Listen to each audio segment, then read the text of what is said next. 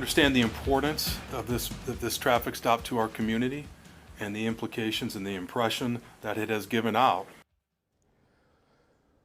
Omaha Police Chief Todd Schmutter says officers acted within policy during a traffic stop involving Terrence Bud Crawford. Good evening, I'm Bill Schammert. That stop happened early Sunday morning, just hours after the boxing champ's victory celebration. Crawford and 3 others were removed from the car at gunpoint after a gun was spotted. The stop is raising concerns from the community. And today, Schmutter and Mayor John Ewing Jr. addressed those concerns and released a detailed timeline. KETV News Watch 7's Maddie Augustine is live at Omaha Police Headquarters. Maddie, what did we learn today? Yeah, Bill, we now know that the entire encounter between Omaha Police and Terrence Crawford and his passengers lasted about 30 minutes. And Omaha Police Chief Todd Schmutter says the entire traffic stop from start to finish was captured on multiple video and audio sources. However, he says they will not be releasing any of that video or even stills out of respect to Crawford's privacy and because it's investigative in nature. According to Omaha Police, Terrence Crawford was pulled over at 1:28 a.m. Sunday after he went speeding past the officers Mason Gregorich and James Valencia's marked cruiser. Police say Gregorich requested a driver's license, registration, and insurance. Crawford responded he didn't have it and began searching in the center console. Simultaneously, Valencia was speaking with the passenger, Crawford's chief of security. That's when both announced they have firearms. As Mr. Crawford was saying it, he was leaned over the console as he was looking for some of his items, leaning over the console when he said it.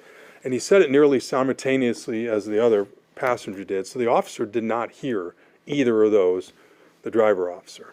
Schmutter says the passenger's gun was on his hip and Crawford's gun was at his feet, half under the floorboard and half sticking out. That got his attention to pull his weapon out and just bring everybody out of the vehicle so that they can conduct the matter safely while everybody's away from the car. It was that unsecured firearm on the floorboard that really got his attention.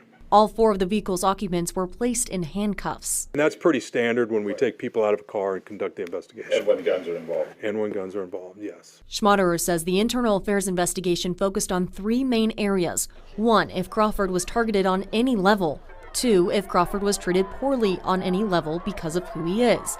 Schmutter says both of those were proved to be unequivocally no.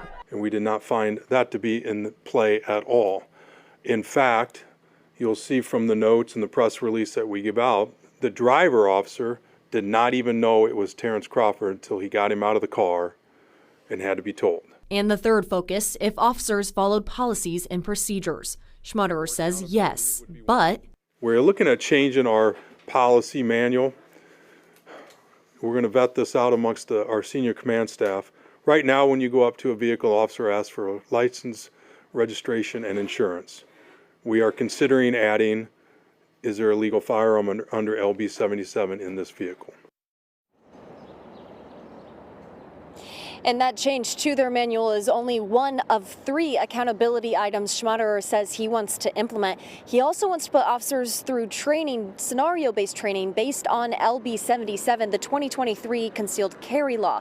And he says they want to provide a comprehensive plan on traffic stops involving firearms to gauge those situations moving forward with the mayor's office.